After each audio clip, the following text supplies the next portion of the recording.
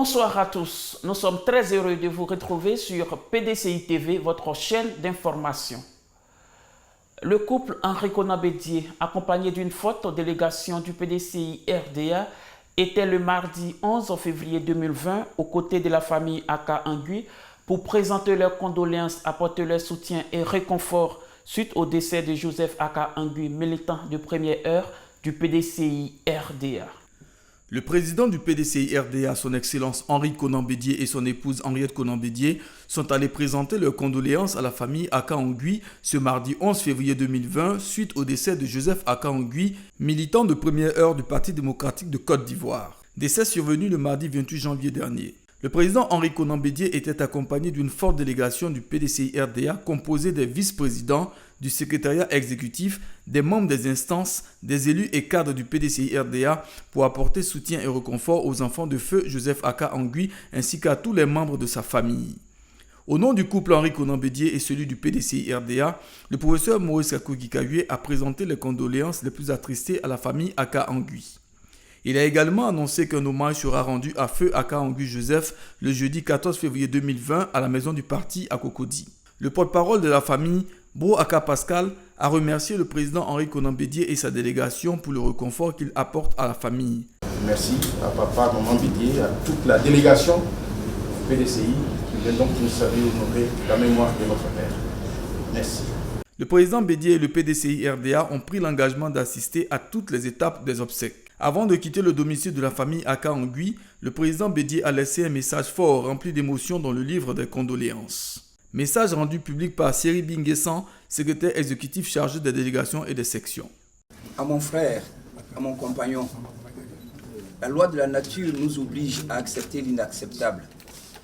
Hier, c'était notre sœur, ton épouse, qui nous a quittés. Aujourd'hui, tu pars. Tu laisses derrière toi, dans la tristesse, nombreux de ta famille biologique, nombreux de tes compagnons de lutte. Tu pars à un moment où nous avons besoin de toi dans ce combat ultime que nous avons commencé ensemble. De là où tu es est une pensée pieuse pour nous. Que Dieu, notre Père, dans sa grande miséricorde, t'accueille dans son royaume céleste. Adieu, compagnon. Madame Henriette Konan Bédié, au nom de son époux, est allée présenter les condoléances à M. Yao, vice-président du PDCI RDA, suite au décès de sa génitrice. C'était le mardi 11 février 2020. Dans la même soirée du mardi 11 février 2020, le président Henri Konan Bédié a dépêché son épouse au domicile de M. Kwasi Yao, ancien secrétaire général de la présidence de la République de Côte d'Ivoire et le vice-président du PDCI RDA, pour lui présenter les condoléances suite au décès de la veuve Akanza Kwasi, née Anne-Marie, rappelée à Dieu le lundi 23 décembre 2019 dernier. C'est le doyen Yokoli, conseiller du président Henri Konan Bédié, chargé des affaires traditionnelles, qui a donné les nouvelles. Selon lui, il était important de venir saluer la famille et lui apporter assistance. Madame Bédié était accompagnée de Madame Ndabian Adel, secrétaire exécutive chargée des femmes, et la vice-présidente Nzi Eliane.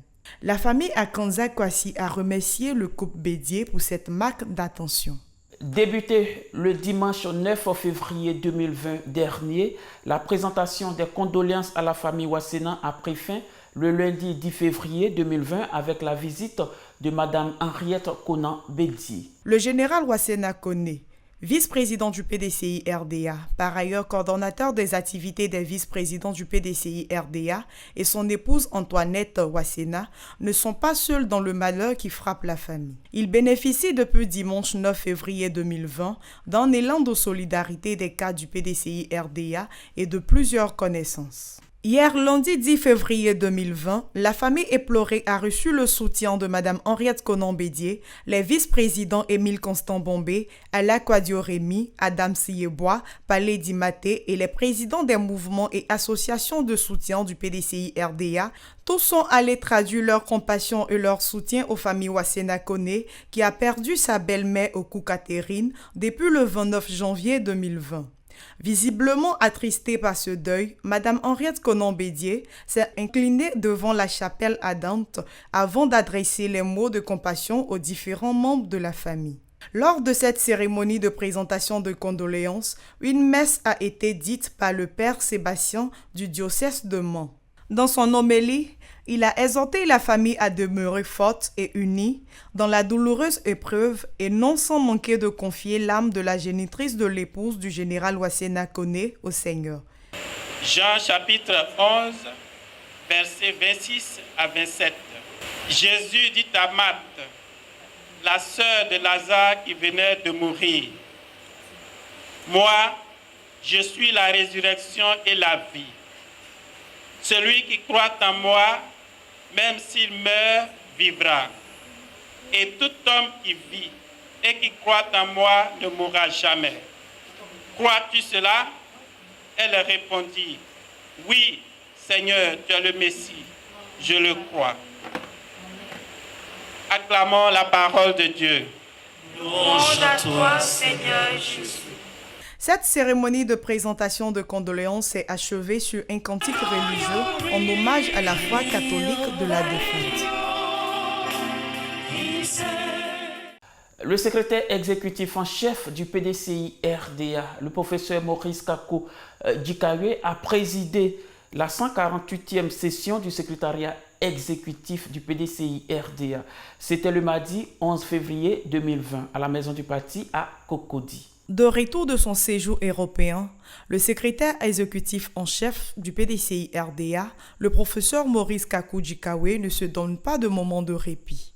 Il a présidé ce mardi 11 février 2020 la 148e session du secrétariat exécutif qui a eu pour cadre la maison du parti à Cocody.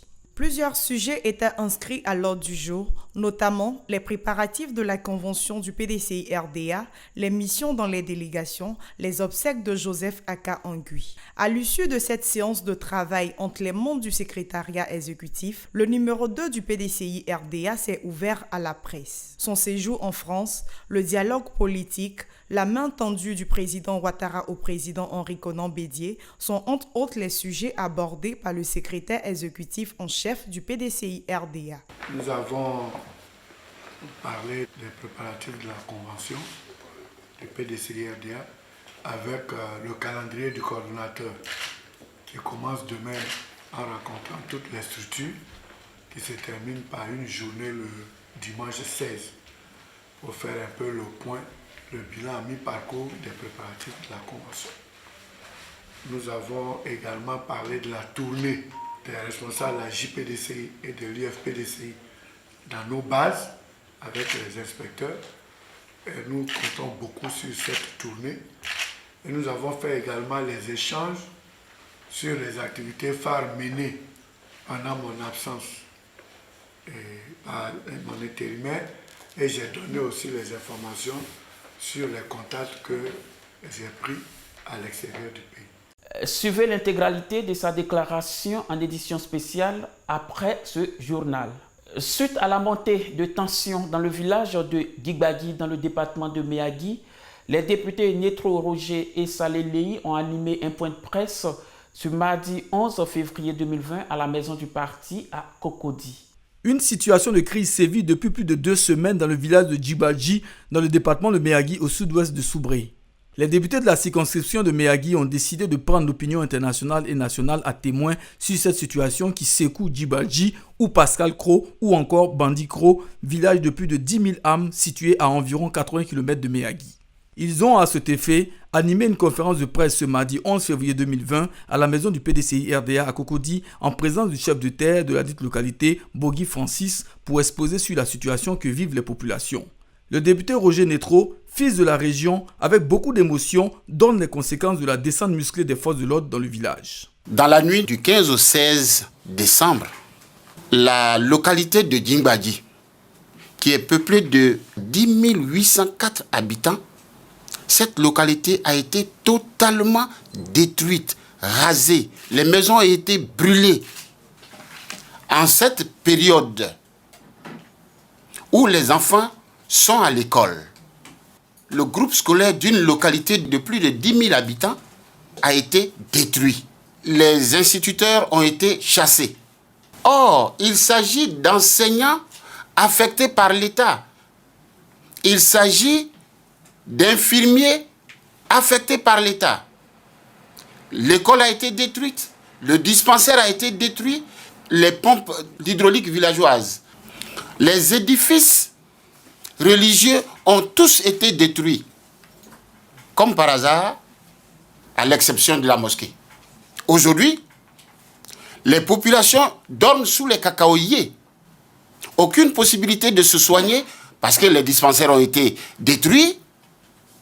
Pas d'eau potable, les pompes ont été détruites. Les élèves sont laissés pour compte. Voilà la situation que nous vivons là-bas. À plus de 80 km de la voie bitumée, sur les pistes non praticables, les populations sont laissées à eux-mêmes. Il s'agit d'une catastrophe humanitaire. Il a par ailleurs remercié le président Bédié pour la promptitude avec laquelle il a porté assistance et soutien aux populations en détresse. L'honorable Saleh Poli, également fils de la région, face à cette situation de tension, a lancé un appel à l'endroit du gouvernement afin de se saisir de la question. Il a également invité les organisations non gouvernementales à appuyer leurs efforts. Le gouvernement a l'obligation de sauver cette région qui est vraiment peuplée. Et à côté du gouvernement, nous pouvons lancer un appel à la Croix-Rouge pour essayer de souvent apaiser l'intensité des crises humanitaires en intervenant. Mais là, il faut aller vite pour ne pas que ce soit si long. L'humanitaire est touché. Nous demandons effectivement qu'il vienne assez vite avec des abris. Dans cette région, cette population a besoin d'être aidée. Et je lance cet appel envers ces entités qui essaient de protéger la vie humaine. Le droit humain est dérangé. Ils sont là, ils peuvent nous aider à les restituer. Et je leur demande vraiment leur appui.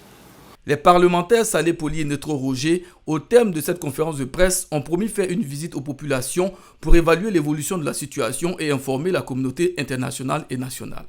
En prélude aux festivités marquant le 23e anniversaire de l'Association des femmes du Moronou Unies qui auront lieu du 12 au 15 février 2020, à la place des indépendances de Mbato, l'équipe de PDCI TV s'est rendue ce mardi 11 février 2020 dans la dite localité pour rencontrer Madame Aka Véronique Épouse Bras, présidente et fondatrice de la dite association.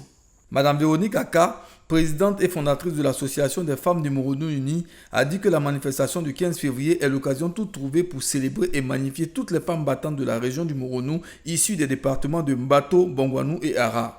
Cette cérémonie à l'honneur des femmes du Moronou est placée sous le parrainage et la présence effective de Mme Henriette Konan-Bédié, présidente de l'ONG Servie. PDCI TV a rencontré la présidente et fondatrice Véronique Aka qui a lancé un appel à la mobilisation des femmes du Moronou. Aujourd'hui, on essaie d'encourager les femmes pour être autonomes et nous allons décorer au moins une quarantaine de femmes. Il était vraiment normal que Mme Bédié, qui est notre référence, qu'elle vienne nous assister. Tout le monde s'empresse pour déjà m'emmener des vivres, m'entretenir. Il y a un engouement en tout cas. Je remercie les dames de mon parti qui viendront me soutenir. Et je remercie les femmes de notre région. Vous allez voir, quand vous allez venir, vous allez voir la plus belle femme qui doit nous représenter pendant 1 an. Après, vous allez voir les dames vaillantes, les braves femmes qui travaillent dans les plantations. Vous allez voir les femmes qui sont opérateurs économiques. Vous allez voir les jeunes dames de chez nous qui ont construit de très belles maisons et qui ont mis d'autres en location. Donc, vous allez tout voir. Merci de nous avoir suivis sur PDCI TV, la chaîne officielle du PDCI RDA. L'information continue.